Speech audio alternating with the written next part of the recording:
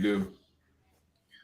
What's going on, everybody? It is your boy Dylan Matthews and EG. I'm in the building. Yes, sir. We got EG in the building too. You already know what's going down.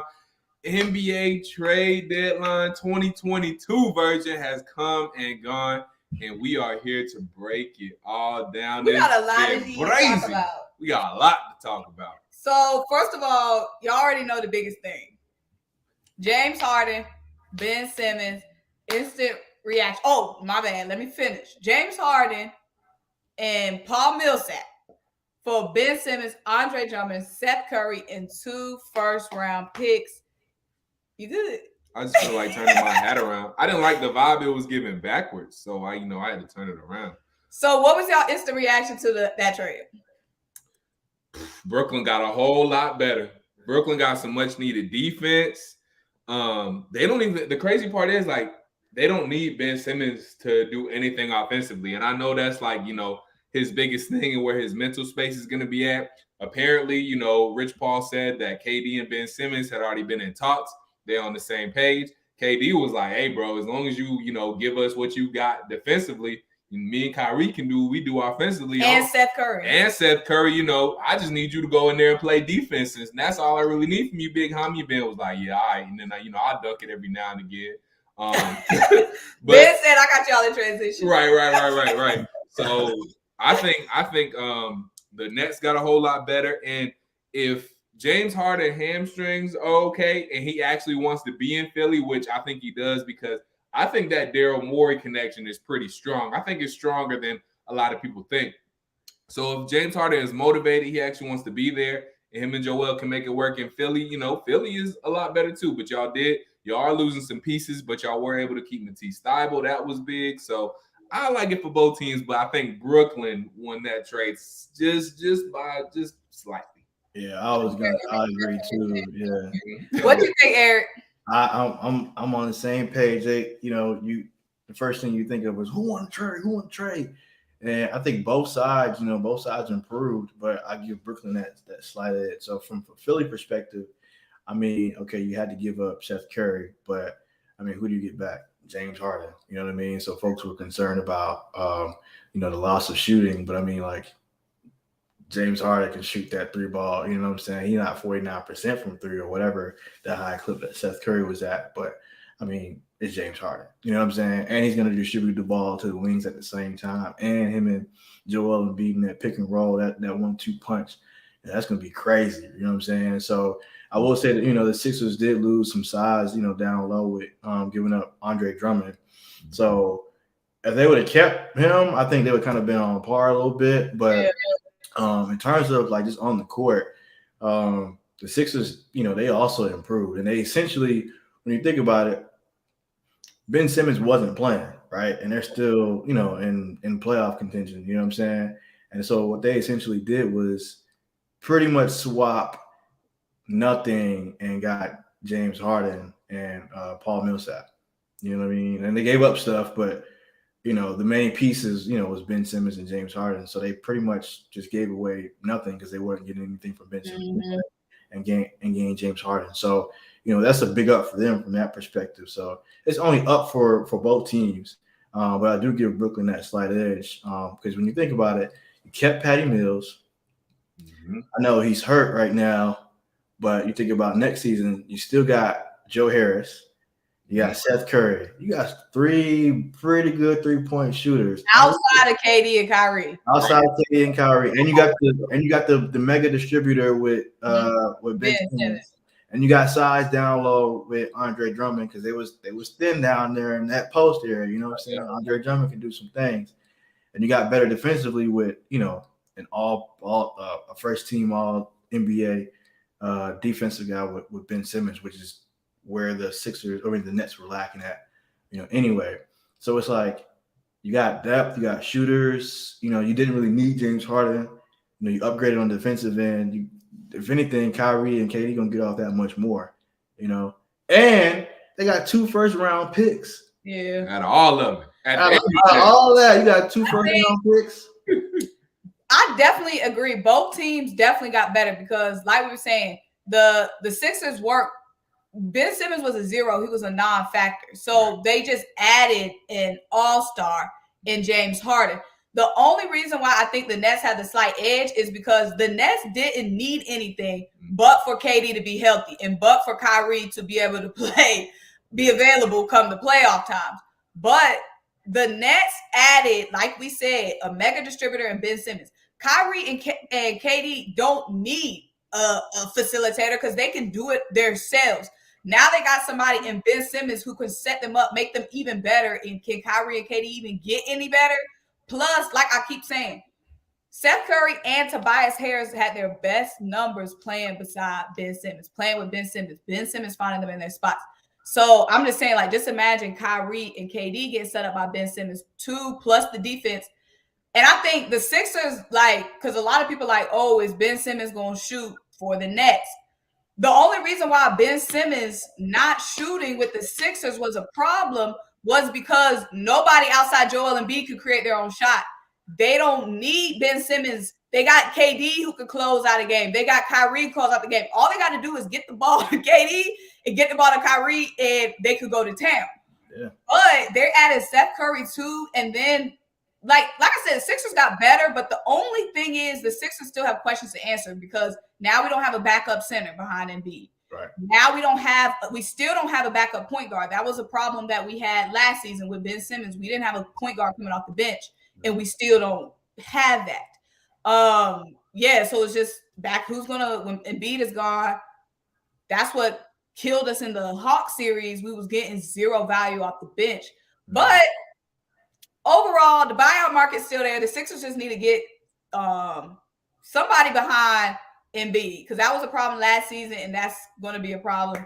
But shoot, I'm just ready to right. And then you think about it too, man. You think about like now the Nets can have, you know, at least one of them on the floor at all times.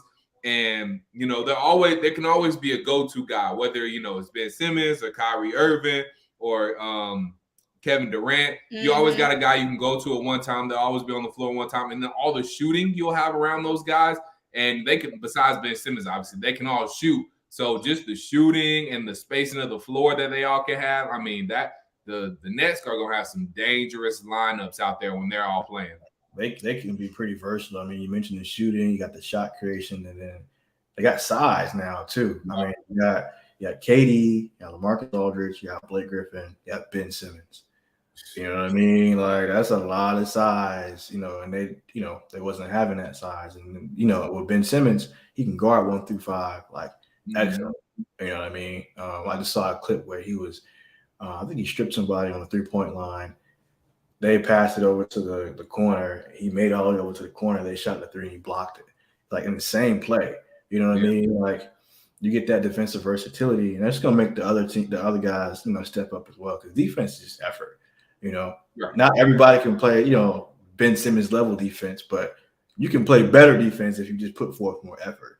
And so you add, you know, a guy like that who's going to make everybody else around him better defensively. Brooklyn's kind of scary right now, you know. And people are saying, oh, they didn't get much, you know, with Ben Simmons. Like, bro, he don't got to shoot.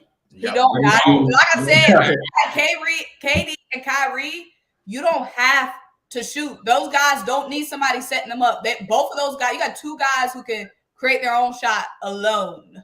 The problem was Embiid needed to be set up. Embiid couldn't do too much ball handling. Seth Curry last season he was just a catch and shoot guy, really. Tobias Harris, again, like he could slash and attack, but he wasn't on the perimeter doing no shot creation. They needed Ben Simmons, somebody else outside of Embiid to create their own shot. The Nets don't need that. So that's different. But I gotta get in this comment. Big Homie 215 said, Big Homie. Didn't the Nets have great shooters outside of KD and Kyrie last season? What's the difference? Kyrie was hurt. James Harden wasn't helping KD out, whether it was his hamstring or he was ready to go from the Nets. What the problem was, KD didn't have help against the Bucks. James was busted and Kyrie was hurt. Yeah, so Joe Harris stumped the shit up. Yeah, Joe Harris was hot garbage last year in the playoffs. He couldn't make nothing. They also just, I think that was, you know, that first year all together too. They didn't really have chemistry. New coach Steve Nash, so Didn't really get a chance to gel on top of, the Bucks and top of playing the Bucks. Yeah. With no Kyrie and with James limping. Yeah, they couldn't stop. They couldn't stop. Even now, you guys saw it, they only played 16 games together overall. Like that's including last season and this season. So they never truly got to, even though they were 13-3 when they all played together. I mean, because when you just have that much power on the court, you're gonna win games. So that's even with them not being able to probably fully gel. So when they fully would have gelled, I mean, who knows what they could have done, but now with all them three, I mean, they'll figure it out. And like you were saying, Symone, like Ben Simmons, literally, he'll be fine just facilitating and playing defense. Like that's literally all he really has to do. He doesn't contribute any offensively, really, besides getting some assists. I got a prediction though. What you got? I think Ben Simmons is gonna shoot a 3-pointer with the Brooklyn Nets. They make it. Just one? Or at least one. At least one. He shot one with the Sixers last season. Wasn't that preseason? Wasn't that preseason? His debut, bro. He gonna shoot one in his debut. He's not shooting one in the debut. I think he gonna knock at least one down. He's not that sassy. He's not that sassy. Where he. Hey, that would be hilarious though. If his first shot with the Brooklyn Nets was a 3, and if he made it, right? That and if he made crazy. it, but imagine that too, though. Like, imagine if he does start to spread the floor, then they're unstoppable. Like, if Ben Simmons starts to, even if if he starts to shoot just a little bit, like mid-range jumpers, not even if he's spraying from 3-point line, but if he's starting to shoot mid-range jumpers, going to the basket, doing work in the post, like being the Ben Simmons everybody knows he can be. If they get that version of Ben Simmons, it's over with. The league is over. I mean, you might as well go ahead and make the Nets the NBA champion because nobody else really stopping them. The Bucks have a chance.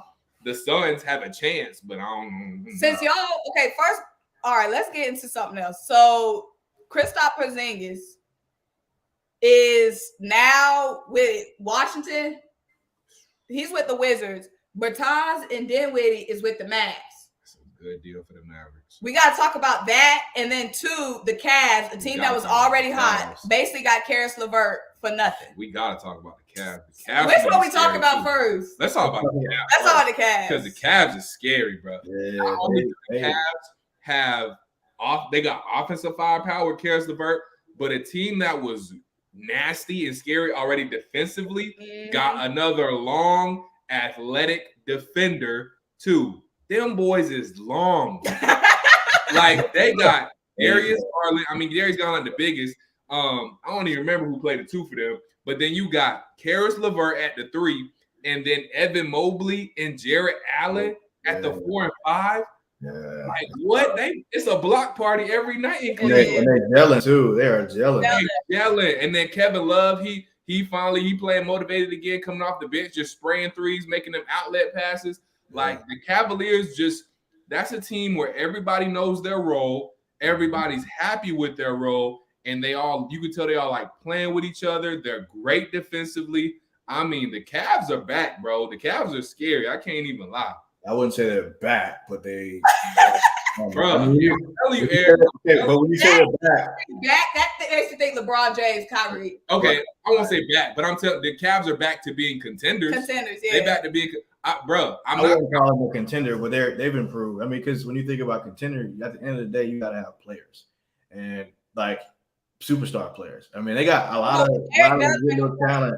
You know it's just like you do make a point. You got to have 2 superstars in this day and age. When I say contender, I mean that means championship, not just deep playoff run. Right. You got to have 2 stars. Because what the Cavaliers become now, they're a really good team, but what they become at most is the Atlanta Hawks of LeBron. You know what I mean? Like you win 50, 60 games and they get bounced in the first or second round, because think about who they'll be having to play in the first round. I think they'll definitely get out in the first round.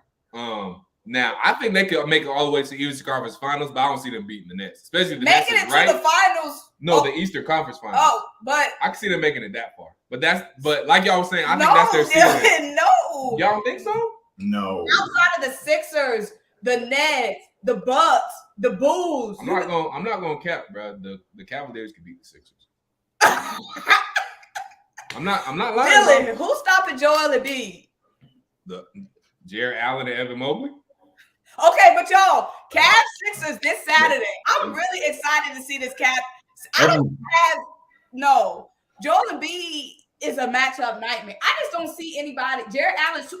We played Jared Allen in the Nets, and that was not a matchup at all. When Jared Allen was in the Nets versus Embiid. Jared Allen different now, bro. I'm telling you, different. He not even be part of it. It might be Evan Mobley. Evan Mobley different too now. Oh, Evan Mobley is a rookie. Evan Mobley is a rookie, very much skinny. He's not touching Joel Embiid. He's not touching Joel Embiid. Jared Allen is. We're gonna find out Saturday. We're gonna find out Saturday because they play Saturday. Jared Allen is pretty nice, but he not. Nobody's stopping Embiid. I mean, he ran through DeAndre Ayton. He ran through 4 guys on the Suns. What was it, last night or the other night? Like Jared Allen and Evan Mobley, especially Evan Mobley, are not stopping Joel. Let me just say this. You know, nobody can stop Joel Embiid. It's like KD. You can't, when you get to that level, you can't be stopped. You can get you know, they can neutralize him though, I think, but they can't stop him. They can't neutralize him. That means what? But let me say this too though. You know, it's at the end of the day too, Joel Embiid can only do so much, and we saw that last year. Okay. And if James Harden could be right, and they could get all the way done. But you know, what if James doesn't work out? You know, I mean, they're gonna work out. I know it was totally different last year. The Hawks situation was totally different, but the Hawks did beat them last year, and nobody thought that was possible. I'm just saying the Cavs are good, y'all. The Cavs are really good. No, they're good. We're agreeing on that, but they're not great. I think the Cavs could beat the Sixers. Cavaliers are really good. They are, but the Cavs aren't. And like Frederick made a good point. By the time fourth, Jared Allen guarded Embiid fouled out by the fourth. I'm saying. And then what you got? If we talk about James Harden 100% and Joel Embiid, the Cavs don't stand. If James Harden is right, which we gotta assume he is. James Harden 100%, Joel Embiid 100%. They're gonna run through that Cavs team. I'm sorry. That Cavs team is deep too. Like 80%.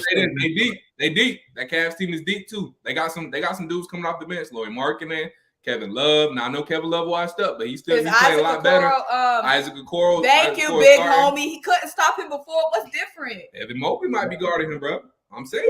I'm just putting it out there, y'all. I'm not saying no. Evan Mobley is very much a rookie, and his frame can't handle Joel Embiid. I mean, Embiid is an MVP candidate. Like that's not even a question. But I'm saying if Joel Embiid is the only one going off though, like that, I'm gonna go back to. But James Harden. Yeah, and I know. I'm just saying that's if. I'm just saying this. I'm just saying, y'all. No, you can't just say some shit like that. That's very much hot take. I'm just saying. You said Evan Mobley can guard Joel Embiid, bro. Come on, come on. They're very good defensively. They're deep. Okay. All right, let's. Don't be surprised. He said, "Put down the Kool-Aid, son. Can't stop catfishing." I'm not. Okay. Okay, y'all. All right. Let me ask y'all this. Gotta put down that Kool-Aid. What y'all think? Because Diller got his Hawks people in the chat. We got to show them some love. The Hawks was real loud and chirping. Travis Slake talking about, major moves is coming. A month ago, Travis Slake was like, big moves coming. Everybody available but Trey Young and Clint Capella. Y'all, it's 8:50 p.m. It's been about 6 hours since the deadline, and y'all ain't do shit. How you feel about that? I definitely think we could have, I would have liked to move us getting Derek White. Not nothing major, just tweak a little bit and get a little bit better defensively because I still think we need to get better defensively. But what happened is that, Travis scared them boys and them boys started playing better. Now, the Raptors had our number and, we got we tripped up a little bit, but still in the last 12 games, we're 9-3. We're beating the Suns, who was on the longest winning streak in the NBA. We snapped their 11-game winning streak. So we started playing better, guys started playing a little bit more motivated. And so Travis was like, okay, well, I'm going to ride it out and I don't want to, shake things up because this team is actually looking like the team that we're going to be last year. Mm-hmm. So did I want them to make a move? Yes. But unless it was for a mega superstar, I wouldn't want them to make the deal had to be just right. Whether it's for a Derek White, maybe a Marcus Smart, or if they was getting a superstar, if they was trying to make that Ben Simmons move. Get Jeremy Grant. I mean, but if you think about it though, Jeremy Grant means we're trading John Collins, and right now John Collins had a pretty good couple of games. So I'm not sure, I don't think that was the right move at the time. It's all about let me timing. ask you this. It's about timing. Timing just didn't seem right to make a move. So y'all done pack your season up. No, we didn't pack our season up. We're on the rise. Right now, we aren't where we want to be. But right now, if the playoffs start today, we would be in the play-in. So we have an opportunity to get to the playoffs. Now, is that where we want to be? No. But there's still some season left. We got some winnable games coming up. I mean, now I know the Pacers team is way different, but we took care of business against the Pacers team we're supposed to take care of. Hopefully we'll beat the Spurs tomorrow. So we still got season left. We can still get into a decent spot. And we started off real bad. The COVID situation. Ever since Westbrook put that dress on. But COVID hit us hard, and we lost a lot of games during COVID, but we were playing bad before then. The defense has gotten better. Guys are playing better, stepping up. So, it's just the time it wasn't right to make a trade because it seemed like we were gelling more, like I said, 9-3 in the last 12 games. So, just the time wasn't right. It's giving first round exit. Girl, probably, but I say 6 to 7 games. I think they'll put up a fight. Like I said, we'll see. We still got some things to improve on, but we are playing better. So I will say this. I think we'll be slightly more motivated in the playoffs, and I know that's bad to say, but if we get in the playoffs, I think we'll be a tough out just because Trae Young gonna be more motivated. Everything ratchets up a little bit more in the playoffs. So I just want to get in the dance because when we get in the dance, I think we're gonna hit a little bit different than we are right now. So Eric, what's your assessment of the Atlanta Hawks? Dylan kind of said everything, man. Those guys started out really bad and are now on the rise. They're either getting the play-in or I think at most, that is a play-in, but they won't get that 6 seed probably. But, you never know. But they are playing some pretty good basketball last, 10, 12 games. I watched that Suns game, and that was a pretty good game. And Trae Young is looking real good. They're looking like they, moving that ball around. So, but like you said, they're not getting past the first round, I don't think, just because of what we talked about. That top of the Eastern Conference is pretty stacked right now. Mm-hmm. And I don't know if the Hawks are really all the way there defensively consistently. So, but Trae Young is playing some really good basketball. The rest of the Hawks are as well. They're on the rise right now, but again, in terms of playoffs, it's just some tough teams in the East. I think it depends on our matchup too. Depending on who we get matched up with, something might favor us or not favor us. So it's about matchups too, and who we get matched up with. So yeah. So Jadis said, Eric, who's your basketball team? I don't really have a favorite basketball team. But yeah, the Lakers do piss me off right now, though. I say that. We got to move on to the Lakers. Eric, what you think about what's going on? When I watch the Lakers, you want to blame Russell Westbrook, and he is playing bad for his standards, right? He's missing shots in a very bad way, shooting the top of the backboard, things like that. He's never been a great shooter, but he's always had, a team that it's his, right? He's averaging triple doubles. He had really too much around him, so he had to make something shake. This is a different type of team where he's not the man, right? He's the third option. So that's a psychological shift, and in his style of play, doesn't really work with that team the way it's constructed. Right. So that's one thing. He's not really playing well at all, on offensively or defensively. When I watch him, especially in clutch moments, guys are getting right by him. I watched that Knicks game. RJ Barrett had that dunk at the end of the game. He blew right by Russell Westbrook. I think it was the end of the game. He blew right by Russell Westbrook. And it was just like, I think old Russ could have stopped something like that. But that's just Russell Westbrook. But the rest of the team doesn't play defense either. They don't have much of an offense. They don't have much of a flow. LeBron James is playing well. Anthony Davis is coming back, and he's playing well. But they can't guard anybody. Every time you look at the box score, somebody off the bench of the opposing team or some unknown player, they're going off for 20, 30 points, in conjunction with their, regular starters. So they can't guard anybody. And the league knows that, and they're the Lakers, so they get their best, every night. So the Lakers are just bad, like particularly defensively. They're just bad. They can't guard anybody. So let me ask you this, Eric Graham. Yeah. So John Wall in a first-round pick was offered for Westbrook, and they didn't do the deal. What you think? Should they do that deal, or was it not even worth it? What would that change? Yeah, I agree. I feel like John Wall and Russell Westbrook are really the same player. They're not the same player, but they're archetype. Similar type of players, right? Yeah. And John Wall, I don't know how well he's going to be playing, being the third option. He's more, I guess he'd be a bit of a better shooter, but that's not saying much because Russell Westbrook can't shoot, period. Right.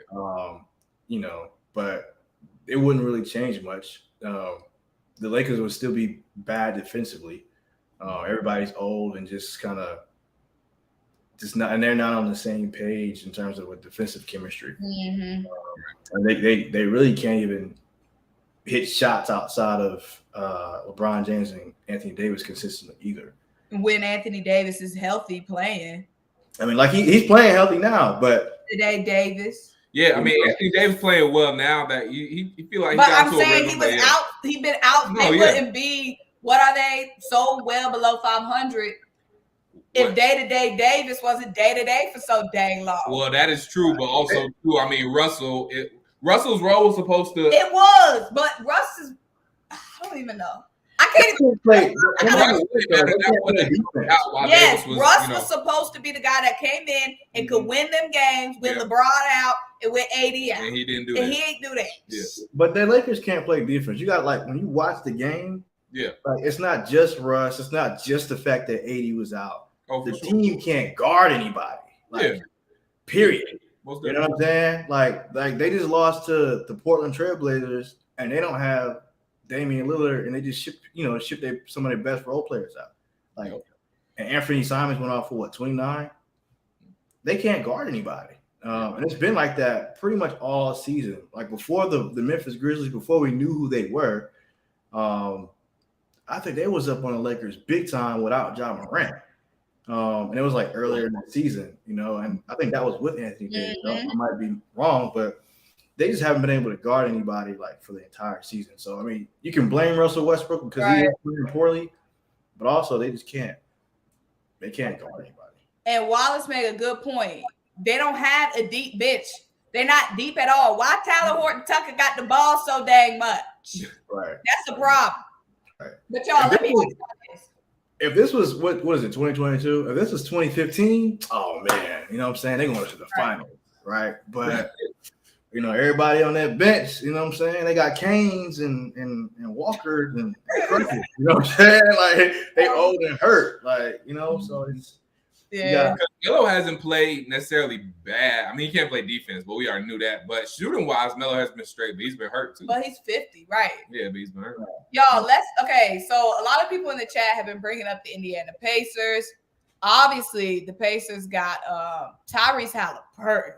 Man. That's a young king right there. I can't believe the Kings traded him. Speaking of the Kings, right? That's a young king. He should have been a long-term king. But they got Tyrese Haliburton.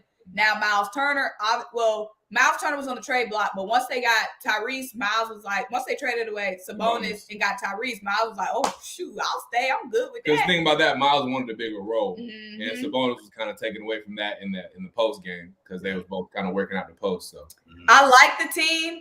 Malcolm Brogdon, he's hurt. Yeah, he's hurt. He's still on the team. But again, love the team. Mm-hmm. Love Tyrese Haliburton. Dude can ball. Yeah. But again, like the Hawks, they just don't have a superstar yet. Yeah. Just giving first round exit. If they're not even going to make the playoffs this year, they already too far down the hole. If they make the playoffs, first round exit. They got a lot of work to do. They only got 19 wins on the season. Yeah, Tyrese is the truth, bro. So yeah, I think they build them towards next year because they're gonna have to go on a big run to make the play in this year. Dang, Sean Kim, why you gotta get all morbid energy? Dang. I mean, Sean. That's a good comment, though. I mean, yeah, not that great. But yeah, Tyrese Haliburton, that's a young baller. I wanted him when the Kings said they opened up shop. I was like, boom, get Tyrese Haliburton on the Sixers. I don't care what we got to do with Why did they give him away though? Like they all in on De'Aaron Fox. But my only thing is when De'Aaron Fox was hurt those 6 games or whatever, Tyrese was balling better numbers than De'Aaron Fox. Yeah. So I don't get why you would. I would have chose Tyrese in that small little rookie deal and all that potential. Yeah, definitely. But I mean, they did get a good piece back to Sabonis, but yeah, they did. Sabonis had a good debut too. He had like 22 points and I think he had a double. I can't remember. Yeah, he had a double for sure. Yeah, he had a good debut though. So. Yeah. So last season, Eric, I feel we doing a lot of talking about these teams, but I feel like we need to talk about what's real and what's not. Okay. In the East, that is. We've been. We can talk about the West, but the East is. I feel like we're all the juicy content. We done talk all this talk about the Nets, the Sixers. 2 teams we need to talk about because people keep talking in my comments. First of all, one, are the Nets or the Sixers beating the Bucks? And we gotta, when we say in the Nets or the Sixers, we just gotta, like you doing math, just act like James, everyone's 100%. Act like Kyrie's 100%, KD, like a fully healthy Nets, a fully healthy Sixers. Are they beating a fully healthy Bucks? Also, what's up with the Heat and Bulls? Because I have a lot of people saying the Heat winning it all, the Bulls winning it all. We got to address the Heat and the Bulls too. So let me say this. So the Heat, the Eastern Conference before today, I felt like it was kind of a toss up up top. I felt like, okay, the Heat could come out, they're playing pretty well, good cohesion basketball. They're all tough, rough riders, whatever. The Bucks, defending champs, Giannis unstoppable. Everybody knows their roles and they played them really well. Right. The Bulls, they kind of on and off, right? They started out really high as of late. They've been sliding, but they got some good stuff going on there. And then the Cavs, we talked about the Cavs.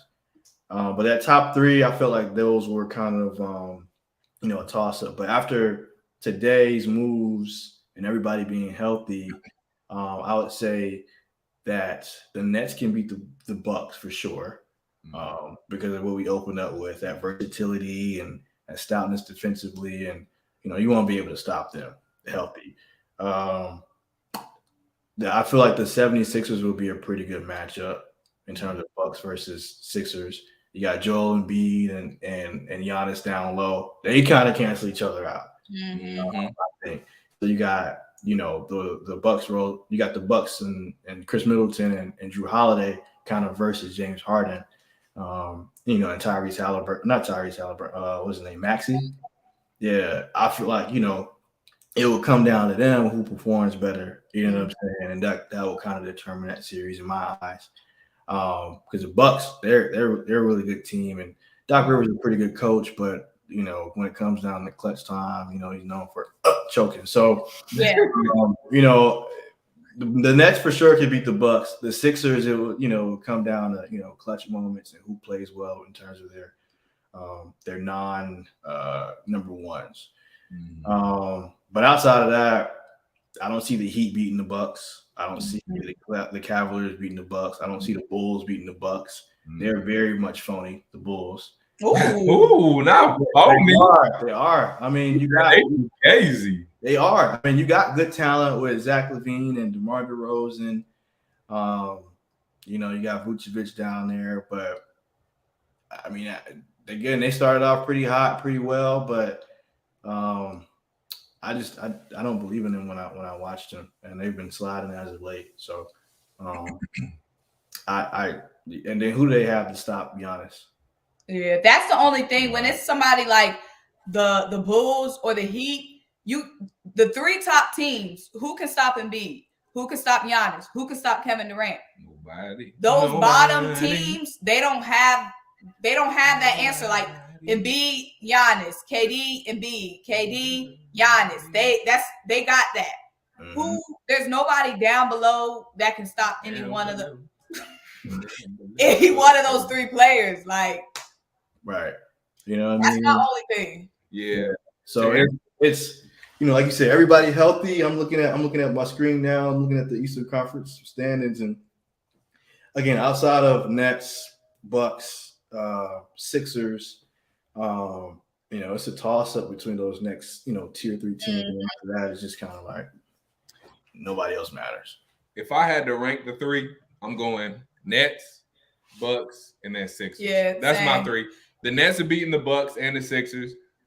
If I had to choose between Bucks and Sixers, I'm still going Bucks because James Harden players are just elite. Exactly. The role players are role players. The Bucks bench and the Bucks role players are way better, in my opinion, than the 76ers role players. So James Harden and Joel Embiid would literally have to be otherworldly, plus their teammates are gonna have to still contribute some. And I think the Bucks role players would just be way better and way more consistent at that. So I would definitely take the Bucks over the Sixers. But Nets, Bucks, I just think the firepower on the Nets is still too much. And to me, Kevin Durant is the best player in the NBA right now. He's taking that step over LeBron. If I had to choose LeBron or KD, I know it'd be tough, Eric. I know, bro. I know. And I love LeBron. And I respect LeBron. But I still think I want KD. And it hurts a little bit to say that because I love LeBron. I respect LeBron so much. But realistically, I think I got to choose KD. See, my thing is, I got to agree. Because KD, you just can't stop. You can't stop LeBron, but you really can't. Look, yeah, we moving on. You hot takey tonight. First you said the Cavs beat the Sixers. Okay. You just real hot. Let me break this down. Just wait till y'all see. I don't think I'm crazy. Okay, because there's some hot people in here talking. First of all, we all know Trae Young is an all-star. The problem, nobody's saying Trae Young isn't an all-star. What we're saying is there's no other all-star beside Trae Young. You gotta have 2 all-stars in this NBA. Shoot, sometimes 3 of them to win a championship. Trae Young, look at Damian Lillard. Yeah. Damian Lillard alone couldn't do shit. And realistically, you gotta have a superstar. You gotta have a top 5 superstar. And then you got to have an all-star paired with him. Trae Young alone is just not enough. It's just not enough. And realistically, about the Hawks, the John Collins isn't consistent enough for me yet. Can he get there? Yes, but right now he's not consistent enough for me. Nobody on the Hawks besides Trae Young is consistent enough for me. Can they make a run? They certainly can. But if we're talking about championships, which is obviously the ultimate goal, they're not beating the Nets in the Eastern Conference Finals. Probably not beating the Bucks in the Eastern Conference Finals. Probably at this point, if James Harden is on his P's and Q's, probably not beating the Sixers in a matchup. So the other Trae Young is Trae Young, and he's great, and we all know that. But the other guys just aren't consistent enough. When we were in the playoffs last year, everybody was hot, everybody was doing their thing. We at least next to Trae Young, we at least had one other guy that was putting in work, whether it was Kevin Huerter in Game 7 of the Philadelphia 76ers, whether it was Bogey, whether it was John Collins. We always had one other guy that was helping out Trae Young that night. So we'll need that again, but I just don't think the other guys besides Trae Young are consistent enough to really compete for a championship. Right. Yeah. That's just being real. The Bucks, you got Giannis. Who can stop Giannis? Nobody can stop Giannis. But he got 44 and was 17 for 20 the other night. I'm saying. And then you got Drew Holiday and Chris Middleton. So the players beside Giannis could be the best player on some of these other teams. If they went to some other team, they could be a best player on that team. Now, will that team go far?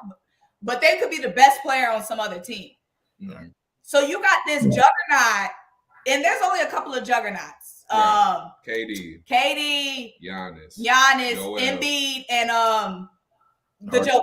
There's really like 4 juggernauts. Well, okay. And LeBron. Yeah, LeBron. But I'm saying like big man. Oh, you talking about? Oh, you talking about? Okay. Yeah. LeBron is but he's a guard at the end of the day. Yeah, I'm saying like he's a point forward. Yeah. You got a juggernaut.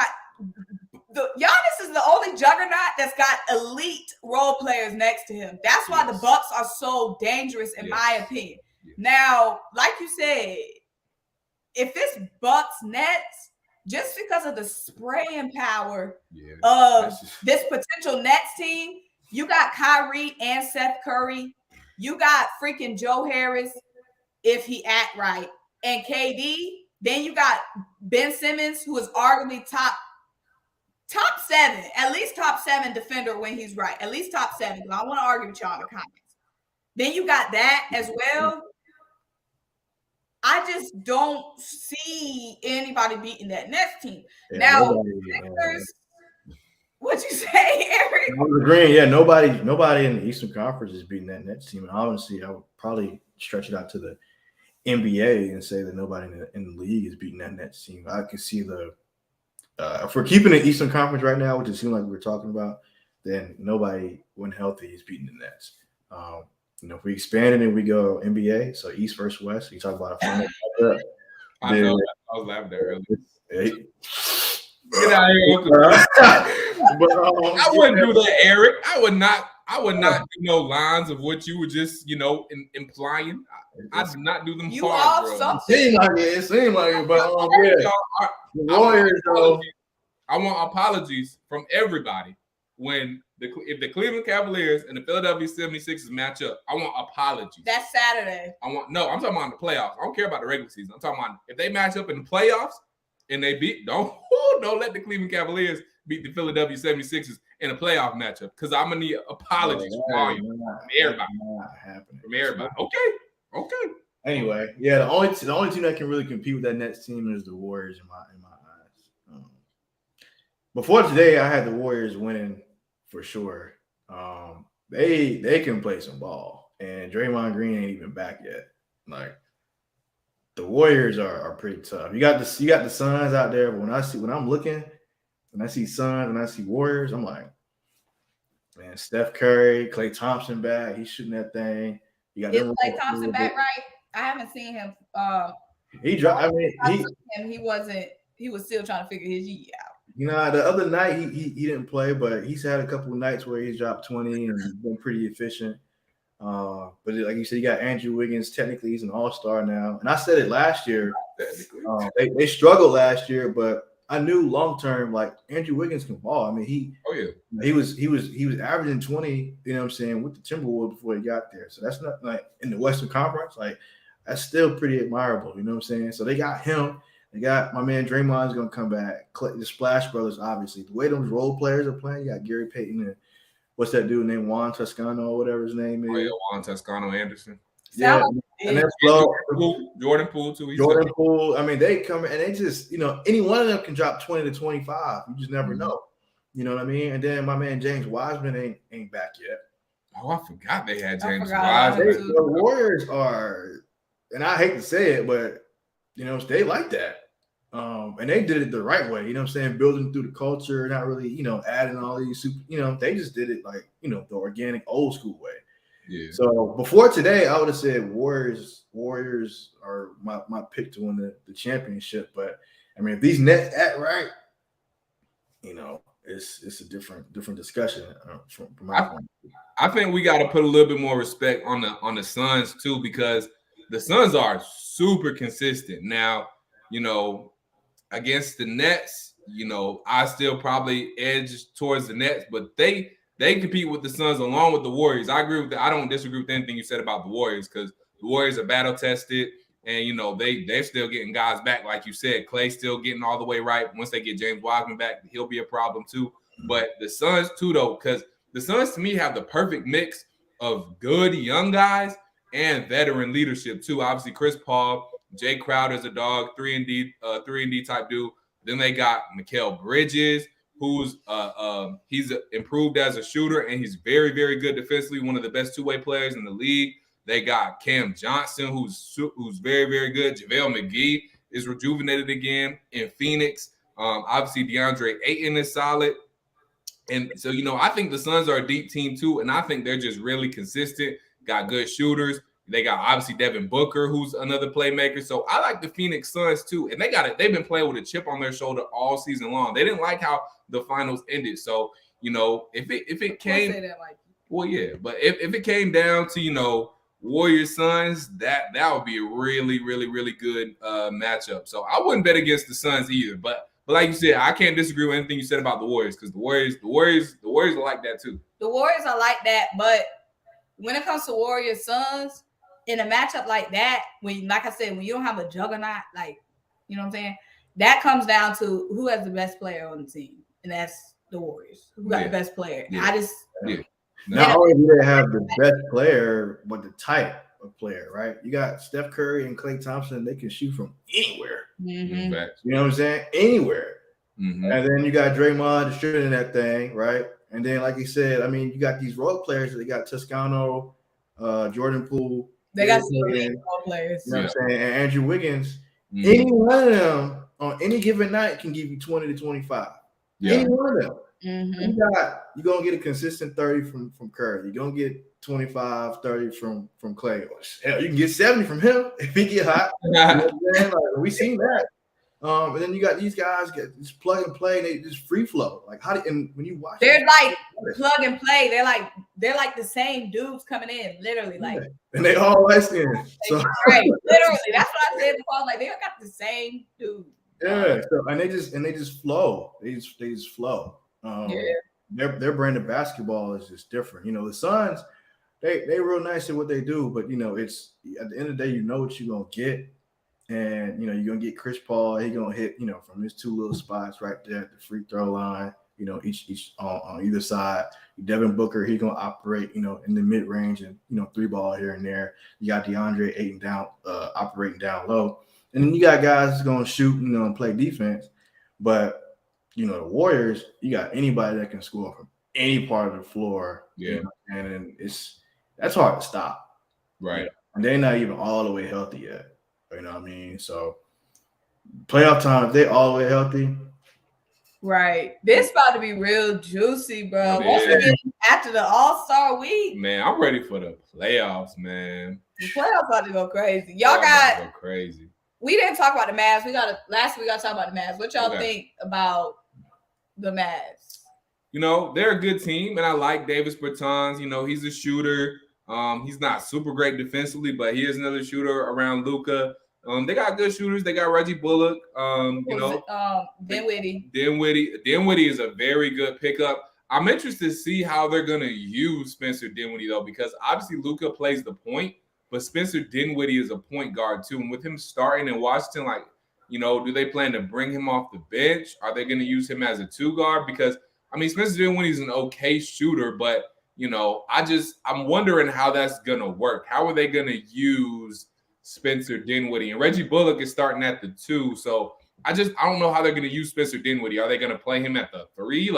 So I'm not sure if you know, he's okay with coming off the bench. So I'm just, that move kind of puzzled me a little bit, the Spencer Dinwiddie part of it. The Bertans part makes sense because, you know, you never have enough shooters. But again, when it comes down to it, the Mavs are another one of those teams where, you know, they get winning in the first round, you know. Mm-hmm. I don't think second round exit. Yeah, I'm feeling second round exit for the Mavs just because I don't see them making, you know, too much noise. They're a good team, they're a solid team, but they definitely not winning a championship. And like I said, I would even be surprised. I'd be very surprised they even made it to the Western Conference Finals. So yeah, I'm feeling the second round exit for the Mavs. Solid team, but they just don't have enough. Yeah, I like that Dinwiddie pickup, but I didn't look at him as a shooter.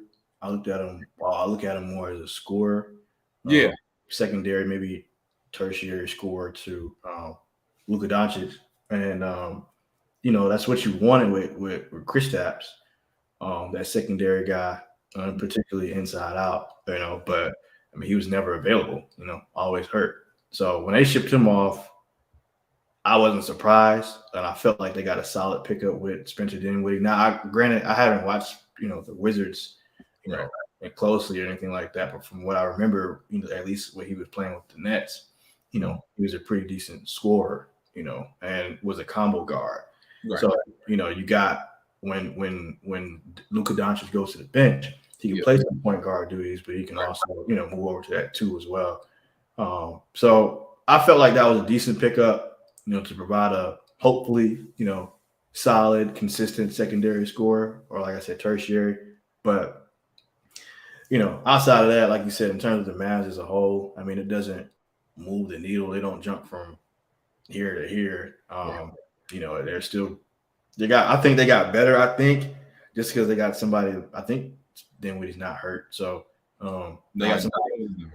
Right, they got somebody that's available that can score the ball. I think Bertans is hurt though. Yeah, Atlanta analysts say Bertans is injured right now. I don't know the extent of his injury, but he is injured right now. He is one of them that stay injured too. Yeah, but KP, like, I mean, you know, they call Anthony Davis street clothes. I mean, they might as well call KP street clothes number 2. Right. I watched the Mavs game for the night. He had on a little polo or collar shirt or whatever. I'm like, yeah, hey, on the bench. Well, Him and Luka had beef anyway. Mm-hmm. Yeah. So, you know, when I saw that, I wasn't surprised that they got him up out of there, and I thought that it was a solid pickup. He took one of the biggest L's though, getting shipped to the Wizards because Bradley Beal hurt. Yeah. Like, what he about to be doing? Just Bradley Beal hurt. They lost Dinwiddie. Who else got traded from the Wizards? Didn't somebody else get traded? Montrezl Harrel. Montrezl Harrel. To the Hornets, which I think was a good pickup for them. Oh yeah, it's a good pickup for them. The Hornets just can't play no defense. That's what's stopping them. They not play defense. They do not play any sort. They don't know what defense is. But nah. So yeah, he's gonna be over there balling with KCP and Kuzma. So have fun with that.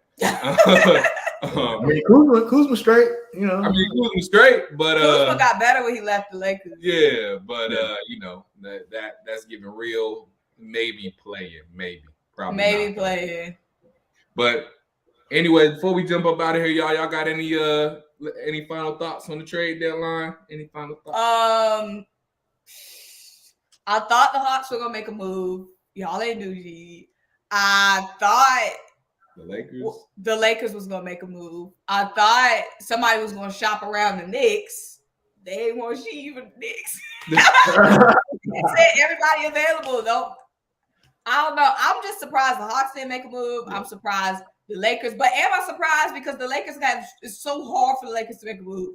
Yeah. And then I will say one last thing about the Hawks.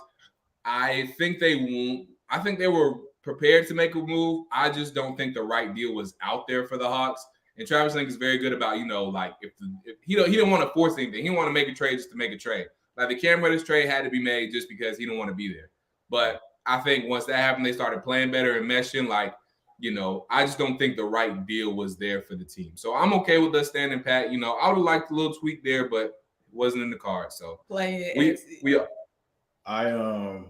It is. Everybody wanted the Lakers to make a move, and you know, they more than likely weren't just given the Russell Westbrook contract and all the way that the team is structured. But I'm gonna say this: I don't think that the Lakers make the playoffs. If they do get into the play-in, I think they lose in the play-in and don't make the playoffs because they can't play. I'm looking at the standings right now. I mean, they can't play defense like against anybody, even the bad teams. So, and you know, defense wins championships. And even in today's day, like you still need to play some defense. Right. They look bad. When you watch the Lakers, they look bad. Defense, they just look bad, boy. Yeah. So, and then the only thing saving them offensively is just, you know, LeBron's playing the way he's playing. And, and LeBron might as well sit up the rest of the season out. What he wasting them old bones for? Well, I would because he trying to get that number one, that 30 ball, that, you know, most points all the time. So he got to play. You know what I mean? He got to get. Come back next season once y'all figure out because Russ gonna be a free agent, so figure that out. No, he's on the contract, right? I thought Russ is a free agent. When I looked at Spot Track free agents, Bradley Beal was on the list. I gotta take a look at that, but I thought he was. Russ was a free agent. Maybe not, but maybe a player option or something. I don't know. All right, y'all. Well, NBA trade deadline came and went. It was brazy, and it's going to be a lot to watch out for. I'm ready for Ben Simmons' Nets debut, and I'm ready for James Harden debut. Like, when's the debut? March 10th. They going head to head. Right. We gotta go live during that game. Facts. But the thing I'm most excited for the rest of the season is what? Being a player in exit? Nah, it's for the Hawks to win the NBA championship. Let's clap it up for the Hawks. Yes, sir. We going all the way, Phil. Let's get it. Here. In and out the play-in. Woo. Oh. Stop embarrassing yourself. You embarrassed yourself this live. Put it down. Y'all are a playing team at best. Put it down. We going all the way? All the way? All the way to the play-in and out. Trae Young for MVP. Let's get it. Y'all gonna be floor seats seeing them get swept. Right. The Hawks and the Knicks were the biggest scammers of 2021. Oh, okay. Don't compare it to the Knicks. The Knicks are way bigger scammers than them. Hey, Cam Reddish took the biggest L of 2022. Cam Reddish took the biggest L of 2022. My boy has played, literally, Tom Thibodeau said he did not want him. The grass ain't always greener on the other side, people. Remember that. The grass ain't always greener on the other side. All right, Aaron. Appreciate you for jumping on. Appreciate you, EG. All right, y'all. We'll see y'all next time. All right, guys. Make sure y'all like this video. Y'all know what y'all got to do. Leave a comment, subscribe. Dang, Aaron said I'm out this big. Eric said, peace. What up, Alan? Shout out to my boy Alan Brooks. James Harden might play tomorrow night. Oh. We're gonna see. But